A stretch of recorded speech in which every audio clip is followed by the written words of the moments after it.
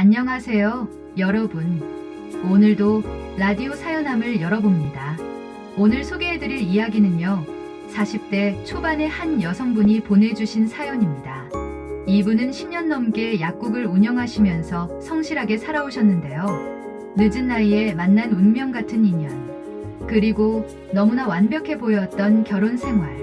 하지만 그 뒤에 숨겨진 진실은 상상조차 할 수 없을 만큼 충격적이었습니다. 지금부터 들려드릴 이야기, 여러분도 혹시 모릅니다. 내 주변에서 아니면 나에게도 일어날 수 있는 일이니까요. 그럼 시작해보겠습니다. 제 이름은 박민서입니다. 올해 42살이고요. 서울 변두리에서 약국을 운영하고 있습니다. 제가 약국을 연 지 올해로 꼭 10년이 되었어요. 대학을 졸업하고 약사 면허를 딴 뒤로 남의 약국에서 7년을 일했습니다. 그렇게 모은 돈에 부모님이 보태주신 돈을 더해서 작은 약국 하나를 냈죠. 처음에는 정말 힘들었습니다. 손님도 별로 없고 매출도 신통치 않았어요. 하지만 저는 포기하지 않았습니다. 동네 어르신들 한 분 한 분께 친절하게 약 설명도 드리고 건강 상담도 해드렸죠. 그렇게 3년쯤 지나니까요, 입소문이 나기 시작했습니다. 저기 약국 원장님이 참 친절하시다. 약 설명도 자세히 해주신다. 하나둘씩 단골 손님이 늘어났어요. 10년이 지난 지금은요, 제법 안정적으로 자리를 잡았습니다. 한 달에 400만 원 정도 순이익이 나오고요. 그동안 모은 돈이 3억 원 정도 됩니다. 부모님께서 돌아가시면서 물려주신 상가 건물도 하나 있고요. 상가 건물은 지방 소도시에 있는데요. 1층에 편의점이랑 치킨집이 들어있습니다. 매달 월세가 꼬박꼬박 들어오죠. 부모님이 평생 모으신 재산이었어요. 저는 혼자 살았습니다. 젊었을 때는 연애도 몇 번 했지만요, 결혼까지 이어지지는 않았어요. 약국 일이 바빠서 제대로 만날 시간도 없었고요. 30대 중반을 넘기면서는 아예 연애를 포기했습니다. 나는 이렇게 혼자 살다가 늙는구나, 그렇게 생각했어요. 외롭지 않냐고요? 솔직히 외로웠습니다. 저녁에 집에 돌아가면 텅 빈 집이 너무 쓸쓸했어요. 밥도 혼자 먹고 TV도 혼자 보고, 명절 때는 더 외로웠죠. 친구들은 다들 결혼해서 애들 키우느라 바빴습니다. 모임에 나가도 저만 혼자였어요. 친구들이 남편 이야기, 시댁 이야기할 때면 저는 그냥 듣기만 했죠. 민서야, 너도 누구 좋은 사람 없어? 친구들이 가끔 물어봤습니다. 아이고, 나이도 이제 40인데 누가 나를 봐주겠어. 저는 그렇게 웃으며 넘겼어요. 진심이었습니다. 40이 넘은 여자를 누가 좋아하겠어요. 그런데 말이죠.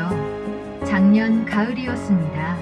2024년 10월 어느 날이었어요. 약국 근처에 제가 자주 가는 한정식집이 있습니다. 일주일에 두세 번은 꼭 가서 점심을 먹었어요. 음식도 맛있고 주인 아주머니도 친절하셔서 단골이 됐죠. 그날도 점심시간에 한정식집에 갔습니다. 평소처럼 혼자 자리에 앉아서 정식을 주문했어요. 약사님, 오늘도 오셨네요? 주인 최 사장님이 반갑게 맞아주셨습니다. 60대 초반쯤 되어 보이는 분인데요. 항상 웃는 얼굴로 손님들을 대하시는 분이었어요. 네, 사장님. 오늘 메뉴 뭐예요? 오늘은 고등어 조림이 일품이에요. 밥을 먹는데요, 최 사장님이 제 자리로 오셨습니다. 약사님, 혹시 시간 있으면 잠깐 나 좀 봐줄래요? 네, 무슨 일이세요? 아, 그게 아니라 좋은 분 한 분 소개해줄까 해서요. 저는 깜짝 놀랐습니다. 소개요? 저한테요? 응, 우리 집 단골 손님 중에 정말 괜찮은 분이 있거든. 나이도 약사님이랑 비슷하고 직장도 좋고 사람도 참 좋아. 한번 만나볼래요? 저는 처음에는 거절하려고 했습니다. 이 나이에 무슨 소개팅이냐고요. 하지만 최 사장님이 워낙 열심히 권하시는 바람에요, 그냥 한번 만나보기로 했어요. 한 번만 만나봐요. 마음에 안 들면 그만두면 되잖아.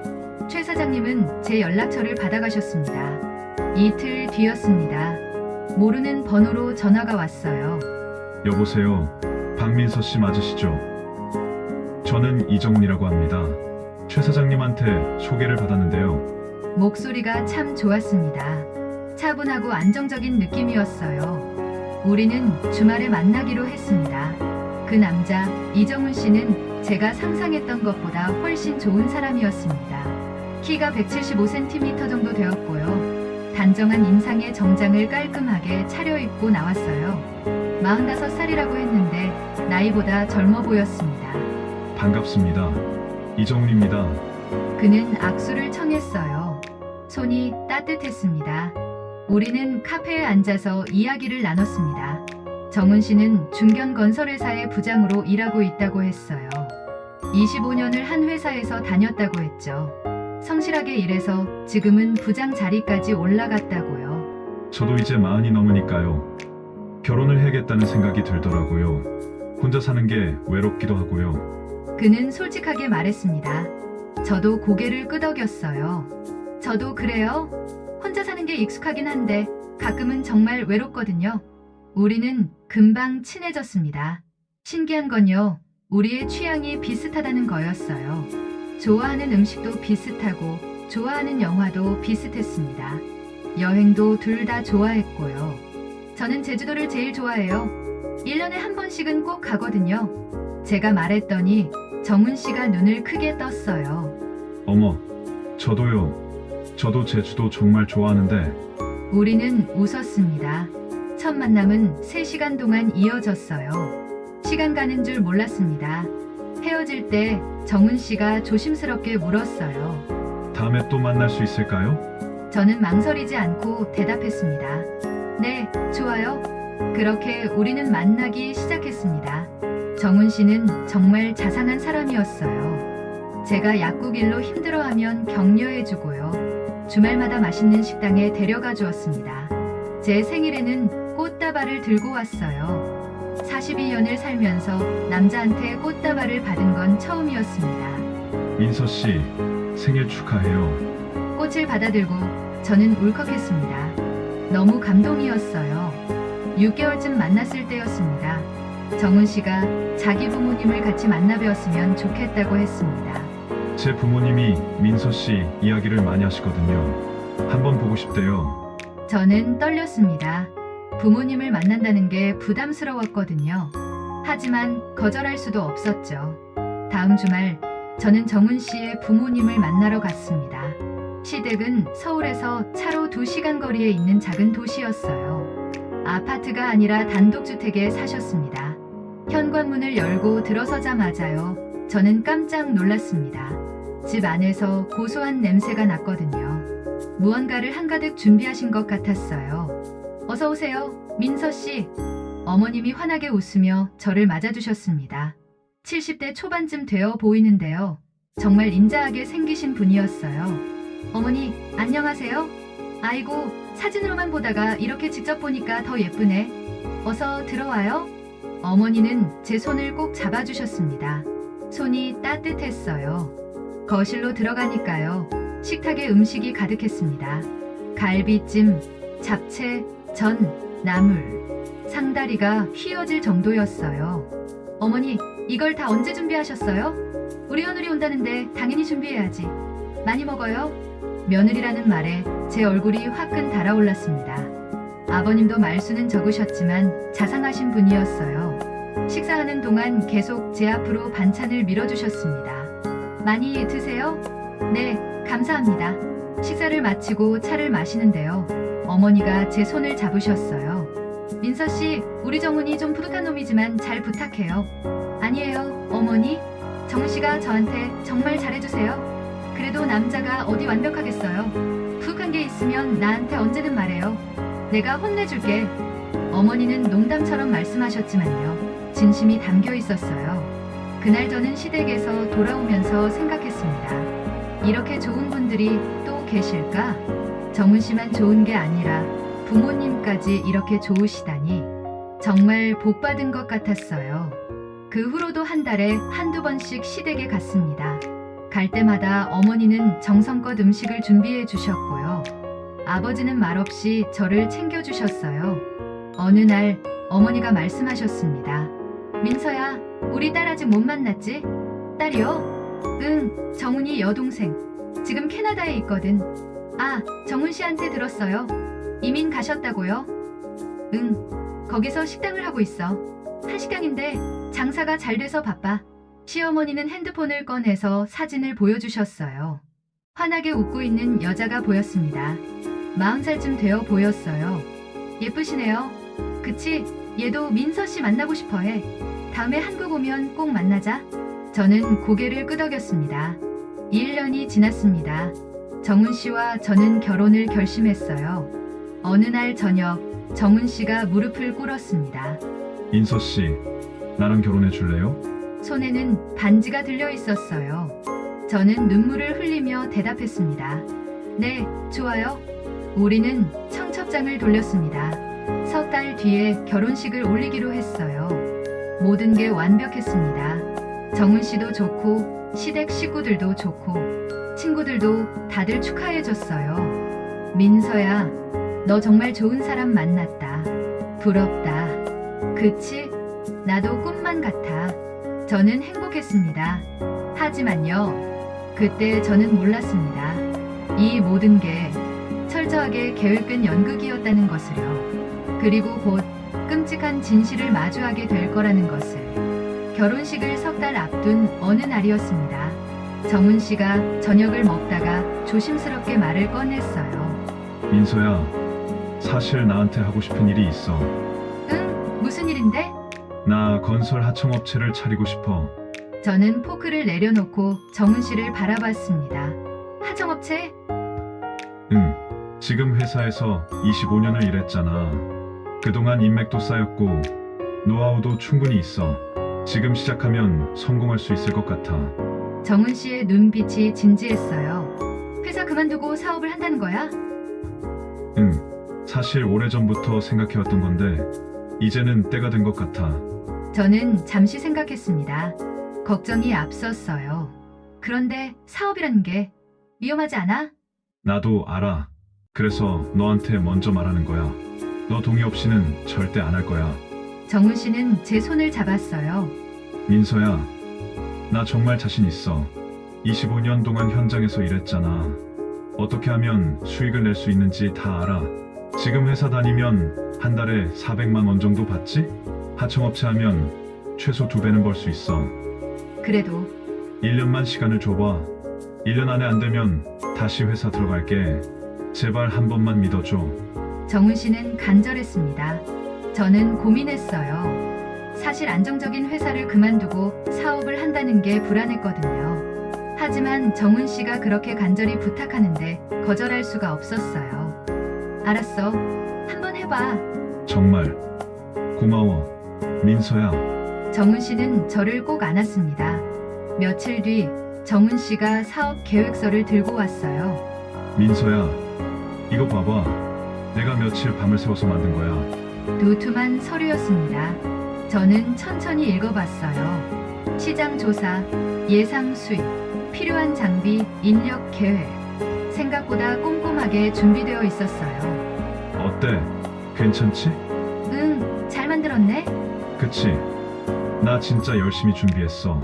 하지만 마지막 페이지를 보는 순간 제 표정이 굳었습니다.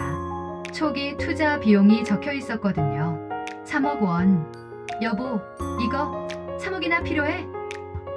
응, 장비도 사야 하고 사무실도 얻어야 하고 직원들 인건비도 있잖아.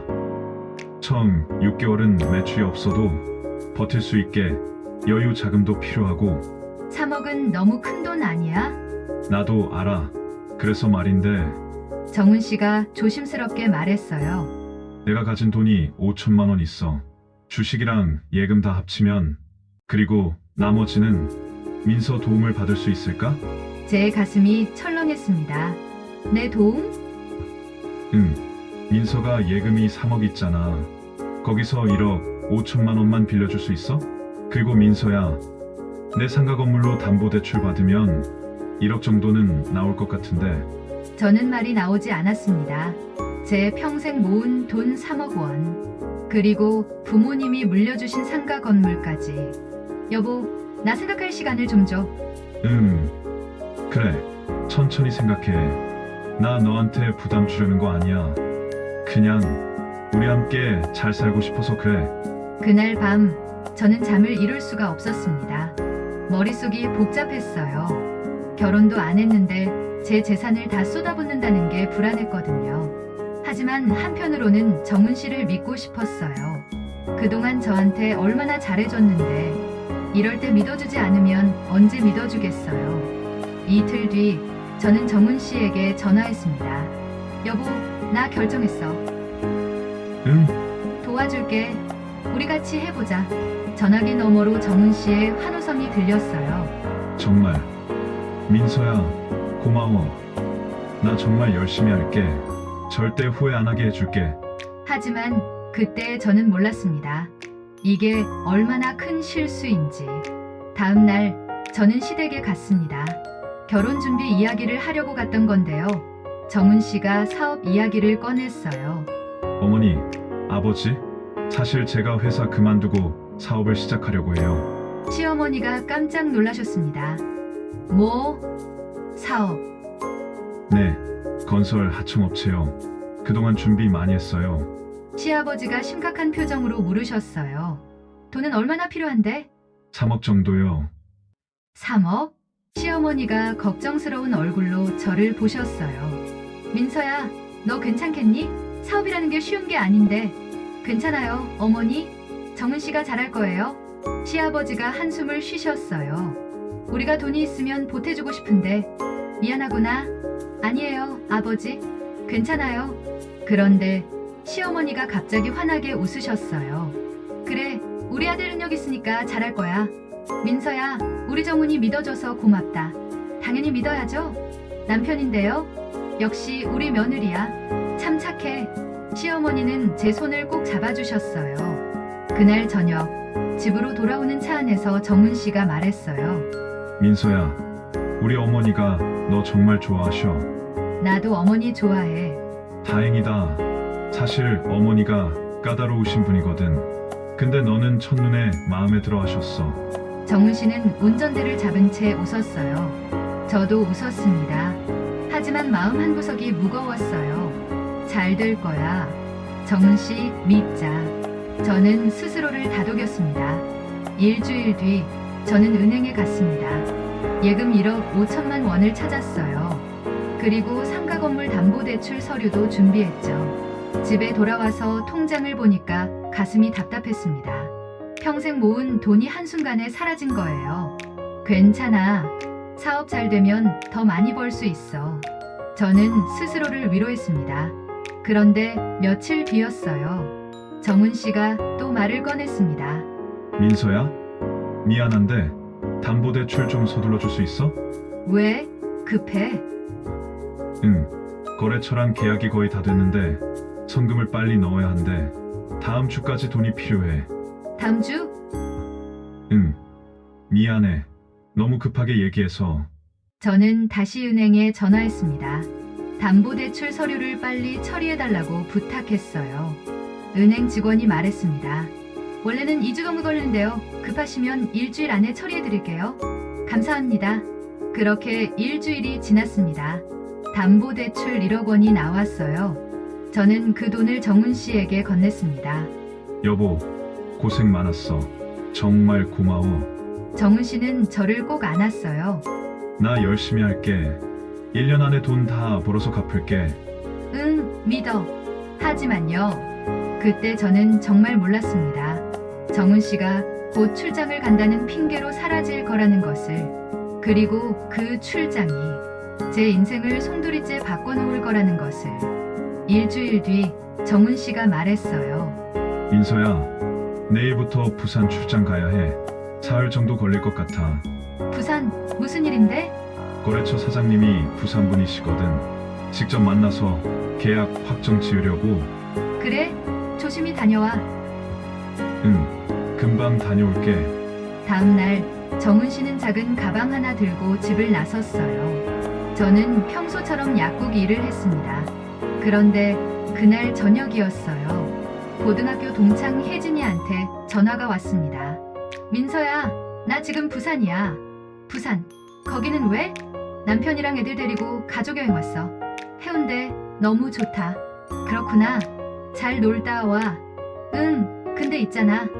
혹시 혜진이의 목소리가 갑자기 낮아졌어요. 혹시 내 남편 지금 어디 있어? 제 가슴이 철렁했습니다. 왜? 무슨 일 있어? 그게 내가 방금 해운대 해변 산책하다가 혜진이가 말을 이었어요. 내 남편 같은 사람을 봤거든. 전화기를 든 제 손이 떨렸습니다. 남편 같은 사람이라니? 그게 무슨 말이야? 민서야, 나 지금 사진 보낼게. 한번 봐봐.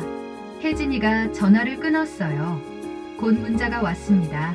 사진 3장이었어요. 저는 떨리는 손으로 사진을 열어봤습니다. 첫 번째 사진. 해운대 해변이었어요. 멀리서 찍은 사진인데 남자 한 명이 보였습니다. 정훈 씨였어요. 틀림없었어요. 두 번째 사진. 정훈 씨 옆에 여자가 한 명 있었습니다. 젊은 여자였어요. 40살쯤 되어 보였죠. 두 사람은 팔짱을 끼고 걷고 있었어요. 세 번째 사진. 제 다리에 힘이 풀렸습니다. 정훈 씨와 그 여자가 마주 보고 서 있었어요. 그리고 키스를 하고 있었습니다. 아, 신음이 새어 나왔어요. 핸드폰이 다시 울렸습니다. 혜진이었어요. 민서야, 괜찮아? 혜진아, 저 여자가 누구야? 나도 몰라. 근데 있잖아, 뒤에 노부부도 같이 있더라. 노부부? 응, 너희 시부모님 같았어. 저는 주저앉았습니다. 시부모님도 같이 있었어? 응, 4명이서 가족여행 온 것 같던데. 민서야, 이거 뭔가 이상한 거 아니야? 제 머릿속이 하얘졌어요. 정훈 씨는 부산 출장이라고 했습니다. 거래처 사장을 만난다고 했어요. 그런데 왜 여자랑 키스를 하고 있는 거죠? 왜 시부모님이랑 함께 있는 거고요? 민서야, 너 괜찮아? 내가 지금 서울로 올라갈까? 아니야, 괜찮아. 혜진아, 고마워. 저는 겨우 대답하고 전화를 끊었습니다. 그리고 화장실로 뛰어갔어요. 구류역질이 났거든요. 변기에 엎드려 토했습니다. 아무것도 나오지 않았어요. 계속 헛구역질만 했죠. 한참을 그러고 있다가 겨우 일어났습니다. 거울을 봤어요. 창백한 얼굴이 비쳤습니다.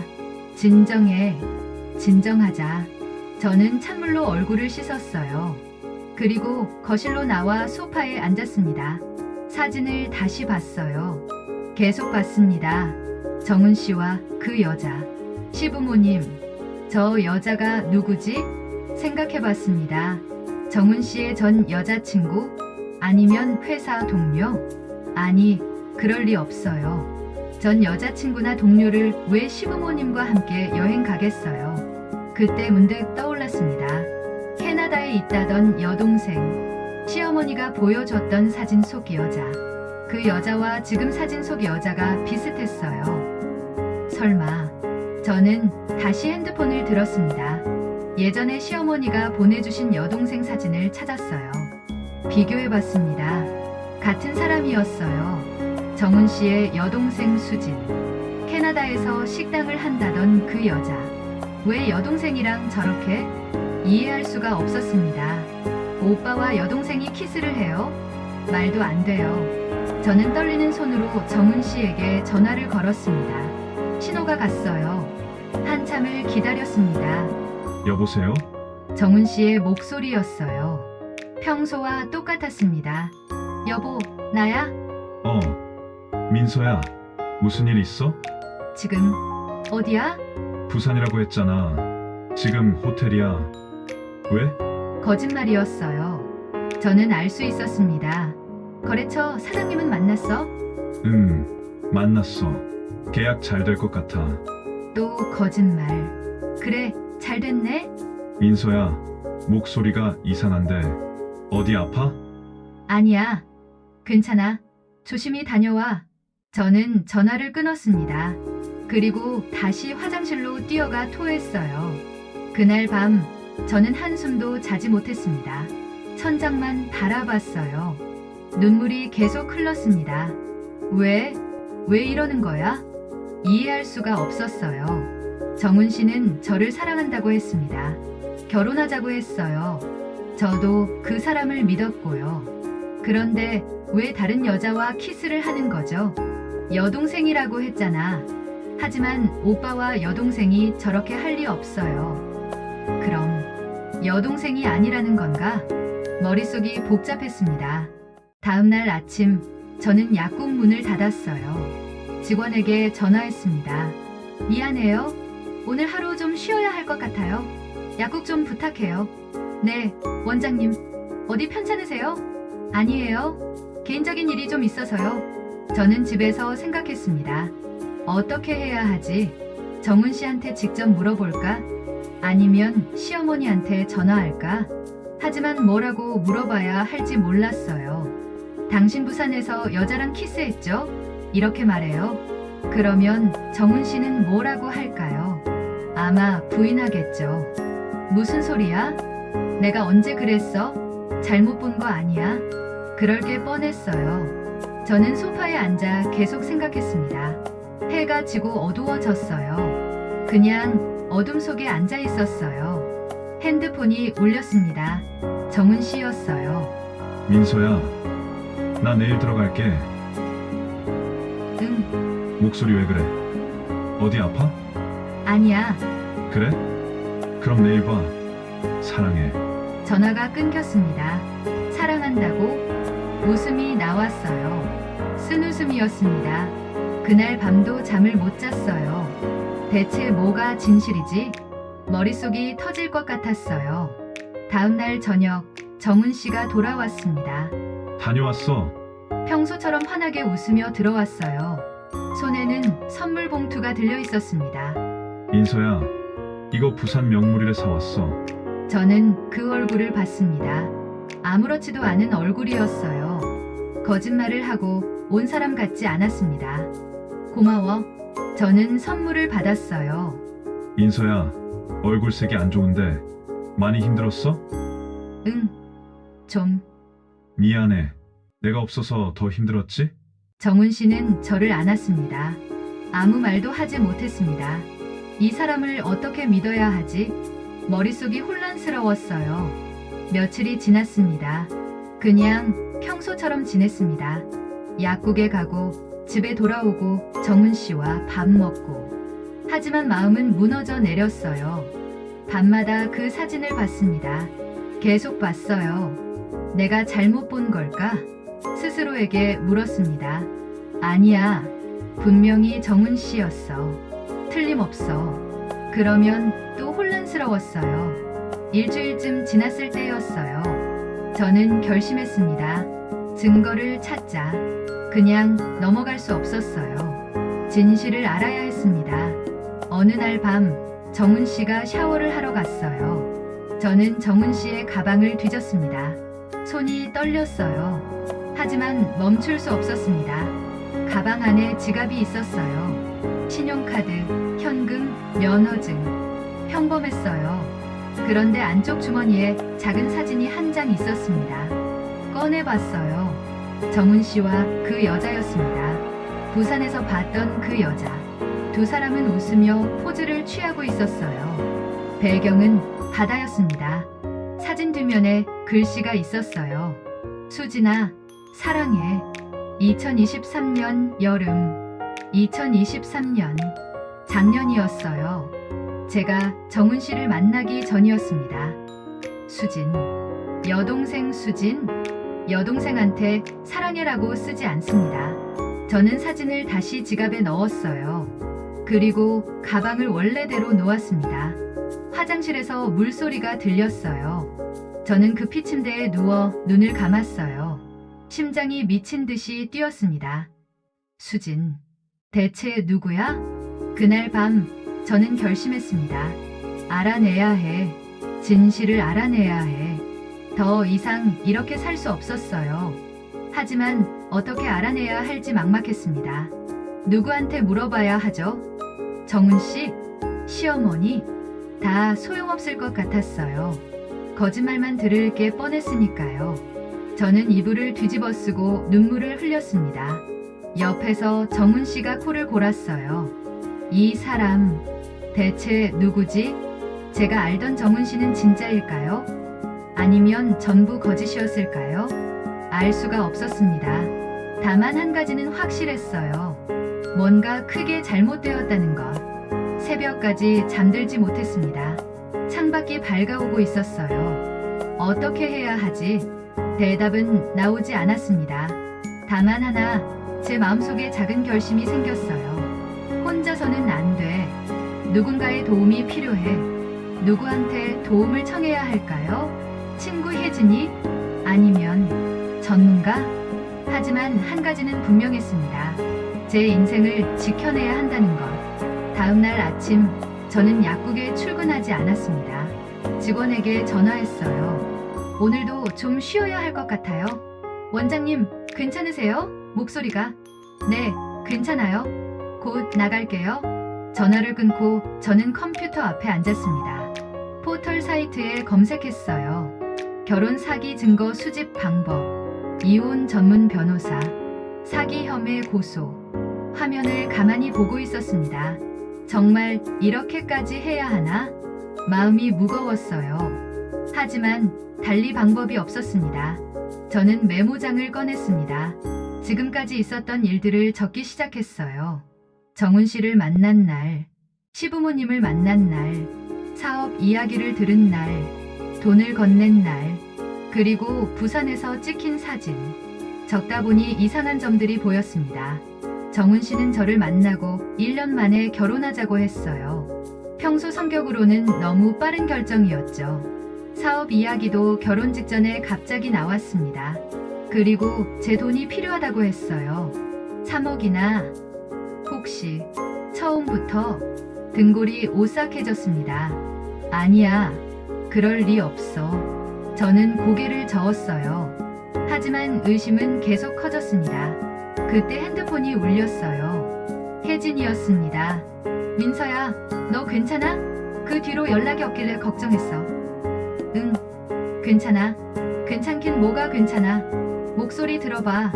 완전 죽어있잖아. 혜진이의 목소리가 따뜻했어요. 민서야, 나 지금 시간 돼. 만날래?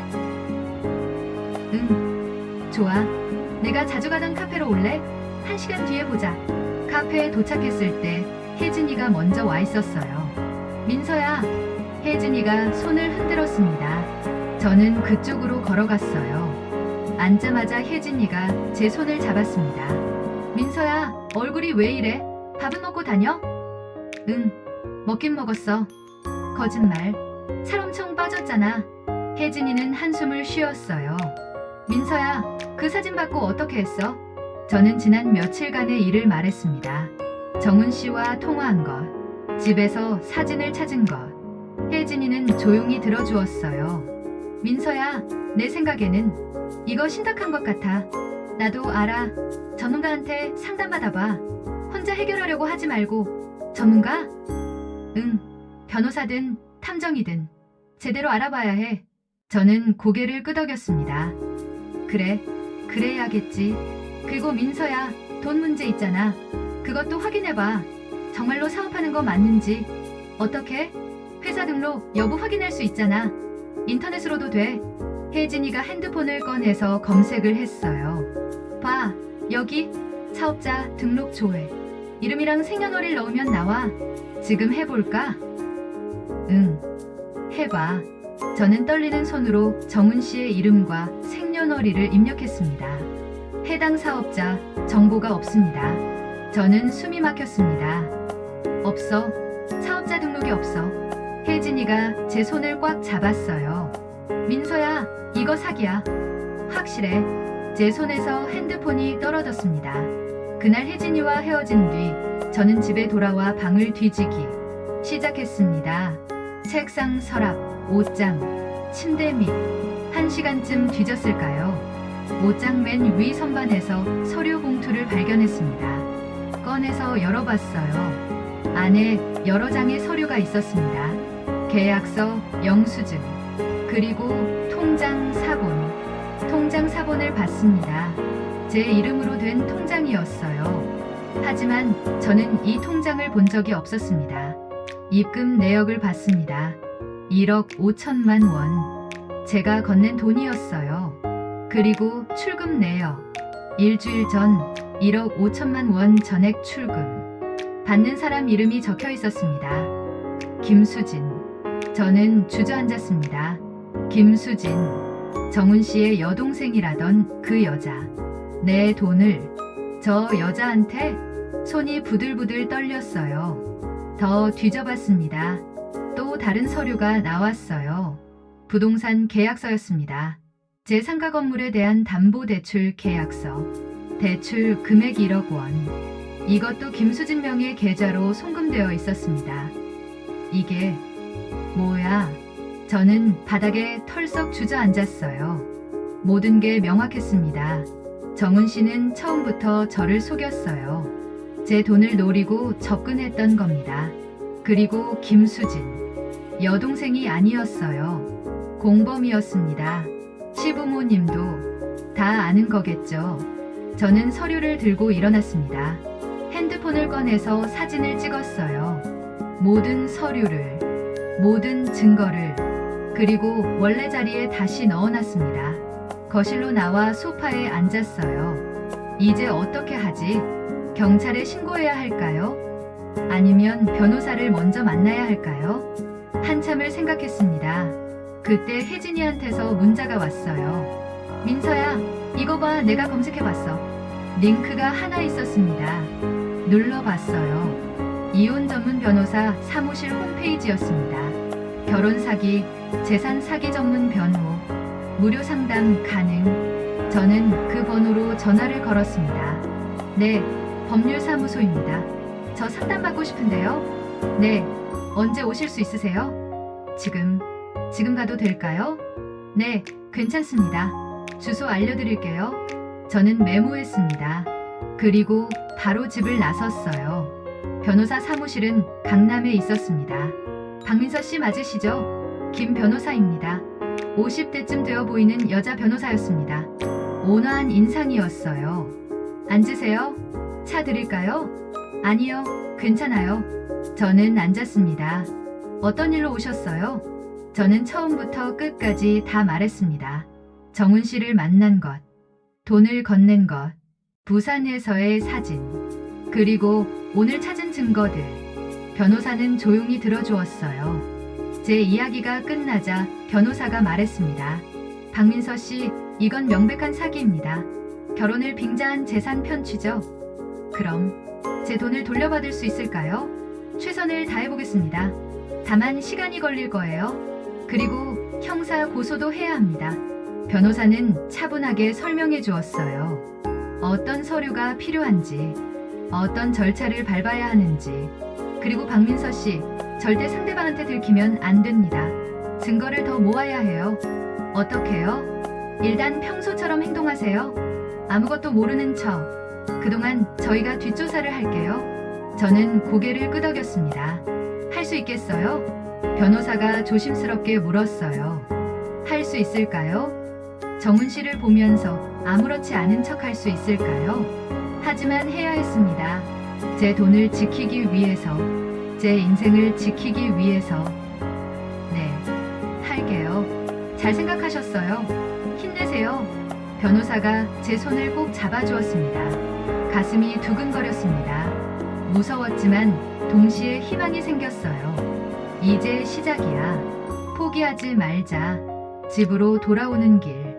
저는 처음으로 며칠 만에 밥을 먹고 싶다는 생각이 들었습니다. 작은 식당에 들어가 김치찌개를 시켰어요. 뜨거운 국물을 한 숟가락 떠먹었습니다. 눈물이 났어요. 그냥 흘러나왔습니다. 괜찮아질 거야. 반드시. 그렇게 스스로를 다독였습니다. 그날 밤 정훈 씨가 집에 돌아왔습니다. 민서야, 다녀왔어. 평소처럼 환하게 웃는 얼굴이었어요. 저는 숨을 깊이 들이마셨습니다. 그리고 웃으며 대답했어요. 어서 와. 저녁 먹었어? 아니, 아직. 같이 먹을까? 응, 좋아. 저는 부엌으로 갔습니다. 냉장고에서 반찬을 꺼내며 손이 떨렸어요. 진정해. 들키면 안 돼. 밥상을 차리고 마주 앉았습니다. 정훈 씨는 아무것도 모른 채 밥을 먹었어요. 민서야, 요즘 얼굴이 좀 안 좋던데 약국일이 힘들어? 응, 조금. 너무 무리하지 마. 내 사업 곧 자리 잡을 테니까 그때 되면 쉬어도 돼. 저는 숟가락을 든 채 정훈 씨를 봤습니다. 저렇게 태연하게 거짓말을 하는구나. 고마워. 겨우 대답했어요. 일주일이 지났습니다. 그동안 저는 평소처럼 생활했어요. 약국에 가고 집에 돌아오고 정훈 씨와 밥 먹고. 하지만 마음속으로는 계속 증거를 모았습니다. 정훈 씨의 통화 내용을 녹음했어요. 김수진이라는 이름이 나올 때마다요. 정훈 씨가 나간 사이 서류들을 더 찾아냈습니다. 그리고 변호사 사무실에 가서 모든 걸 넘겼어요. 잘하고 계세요, 박민서 씨. 조금만 더 힘내세요. 김 변호사는 격려해 주었습니다. 이제 거의 다 모았어요. 다음 주쯤이면 고소장 접수할 수 있을 것 같아요. 정말요? 네. 박민서 씨가 모은 증거들이 아주 확실해요. 형사처벌 충분히 가능합니다. 저는 안도의 한숨을 쉬었어요. 조금만 더 버티자. 그리고 마침내 그날이 왔습니다. 토요일 오후였어요. 정훈 씨가 말했습니다. 민서야, 오늘 저녁에 우리 부모님 만나자. 수진이도 한국 왔대. 제 심장이 쿵 내려앉았습니다. 수진이가? 응. 오랜만에 한국 온 거라고? 같이 저녁 먹자고 하시는데 괜찮지? 응, 좋아. 저는 대답했어요. 드디어구나. 변호사와 상의했던 계획. 오늘 실행하기로 했던 그 계획을. 저녁 6시 약속 장소인 한정식 집에 도착했습니다. 시부모님이 먼저 와 계셨어요. 그리고 그 옆에 김수진이 앉아 있었습니다. 민서야, 어서 와. 시어머니가 반갑게 맞아주셨어요. 안녕하세요, 어머니. 어머, 우리 수진이다. 민서야, 인사해. 정훈이 여동생이야. 김수진이 일어나 손을 내밀었습니다. 언니, 반가워요. 오빠한테 이야기 많이 들었어요. 저는 그 손을 잡았어요. 차가웠습니다. 반가워요. 우리는 자리에 앉았습니다. 음식이 나오고 식사가 시작됐어요. 시어머니가 말씀하셨습니다. 민서야, 그 담보대출 서류는 다 됐지? 네, 어머니. 다 준비됐어요. 잘했어. 우리 정훈이 사업 이제 시작하면 잘 될 거야. 시아버지도 고개를 끄덕이셨어요. 김수진이 웃으며 말했습니다. 언니, 오빠 많이 도와주셔서 감사해요. 저는 그 얼굴을 똑바로 봤습니다. 지금까지 고생했어. 하지만 여기까지야. 저는 핸드백에서 봉투 하나를 꺼냈어요. 여러분께 드릴 게 있어요. 뭔데? 정훈 씨가 물었습니다. 저는 봉투를 식탁 위에 올려놓았어요. 열어보세요. 정훈 씨가 봉투를 열었습니다. 안에서 서류들이 나왔어요. 통장 사본 송금 내역 녹음 파일 목록. 그리고 고소장. 정훈 씨의 얼굴이 창백해졌습니다. 이게 뭐야? 보시면 알 거예요. 제가 지난 2주 동안 모은 증거들이에요. 시어머니가 서류를 가져가 봤어요. 얼굴이 굳어졌습니다. 민서야, 이게 대체? 저 파혼할 거예요. 그리고 사기죄로 고소할 거고요. 식탁이 조용해졌습니다. 정훈 씨가 떨리는 목소리로 말했어요. 민서야, 이건 오해야.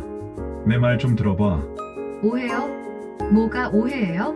저는 차분하게 말했습니다. 여보, 아니 이정훈 씨. 당신은 처음부터 저를 속였어요. 사업은 거짓말이었고 제 돈이 목적이었죠. 아니야. 진짜 아니야. 그럼 사업자 등록은 왜 안 되어 있어요? 제 돈은 왜 김수진 씨 통장으로 들어갔고요? 김수진의 얼굴도 새하얘졌습니다. 시아버지가 벌떡 일어났어요. 이 애가 지금 무슨 소리를 하는 거야? 앉으세요, 아버님. 아니, 이성철 씨. 저는 시아버지를 똑바로 봤습니다. 두 분 다 전과가 있으시죠? 사기죄로. 제가 다 알아봤어요. 시어머니가 주저앉았습니다. 어떻게 알았어? 그리고 김수진 씨. 당신은 정훈 씨의 여동생이 아니라 내연녀죠? 부산에서 찍힌 사진도 있어요. 저는 핸드폰을 꺼내 사진을 보여줬습니다. 정훈 씨와 김수진이 키스하는 사진. 이게 언제? 김수진이 떨었어요. 저는 자리에서 일어났습니다. 오늘부로 당신들과는 끝이에요. 고소장은 월요일에 접수될 거예요. 변호사가 연락할 겁니다. 민서야, 제발. 나 정말. 정훈 씨가 제 팔을 잡으려 했어요. 저는 뿌리쳤습니다. 손대지 마세요. 이제 남이에요. 식당을 나왔습니다. 뒤에서 정훈 씨가 쫓아왔어요. 민서야, 제발. 내 말 좀 들어봐. 저는 돌아보지 않았습니다. 택시를 잡아타고 집으로 갔어요. 차 안에서 눈물이 났습니다. 하지만 후회는 없었어요. 잘했어. 잘한 거야. 집에 도착해 문을 잠갔습니다. 소파에 털썩 앉았어요. 그리고 한참을 울었습니다. 슬퍼서가 아니었어요. 후련해서였습니다. 다음 주 월요일 고소장이 접수됐습니다. 경찰 조사가 시작됐어요. 정훈 씨 일가족은 모두 조사를 받았습니다. 그리고 석 달 뒤 재판이 열렸어요. 저는 법정에 섰습니다. 증인석에서 제 이야기를 했어요. 어떻게 속았는지, 얼마나 힘들었는지 판사님이 물었습니다. 피해자분, 마지막으로 하실 말씀 있으신가요? 저는 저 사람을 믿었습니다. 진심으로 사랑했고요. 하지만 그들은 저를 이용했어요. 목소리가 떨렸지만 계속했습니다. 제가 이 자리에 선 건 복수를 위해서가 아닙니다. 다른 사람들이 저처럼 당하지 않기를 바라서예요. 부디 엄중한 처벌 부탁드립니다. 재판은 2달 더 이어졌습니다. 그리고 마침내 판결이 났어요. 정훈 씨는 징역 4년, 김수진은 징역 3년, 시부모는 각각 징역 2년, 그리고 제 돈 2억 5천만 원 중 1억 6천만 원을 돌려받을 수 있게 됐습니다. 전부는 아니었지만 그래도 다행이었어요. 1년이 지났습니다. 저는 여전히 약국을 운영하고 있어요. 상가 건물도 그대로 가지고 있고요. 오늘은 토요일 오후였습니다. 약국 문을 닫고 카페로 갔어요. 혜진이가 기다리고 있었습니다. 민서야, 혜진아, 우리는 마주 앉았어요. 민서야, 요즘 어때? 얼굴이 많이 좋아졌다. 응, 많이 좋아졌어. 다행이다. 진짜 걱정 많이 했어. 혜진이가 제 손을 잡았어요. 혜진아, 고마워. 내가 아니었으면. 생각만 해도 끔찍해. 무슨 소리야? 친구 사이에. 우리는 웃었습니다. 커피를 마시며 혜진이가 물었어요. 민서야, 앞으로 계획은? 글쎄, 일단은 약국 일에 집중하려고. 그리고 저는 잠시 망설였습니다. 사실 요즘 봉사활동 하나 시작했어. 봉사활동? 응, 결혼 사기 피해자 모임이 있더라고. 거기서 상담 봉사하고 있어. 혜진이의 눈이 커졌어요. 민서야, 내가 겪은 일이 헛되지 않았으면 좋겠어. 다른 사람들한테 도움이 될 수 있다면. 혜진이가 눈시울을 붉혔습니다. 민서야, 넌 정말 대단해. 아니야. 그냥 의미 있게 살고 싶어. 저는 창밖을 봤어요. 햇살이 따뜻했습니다.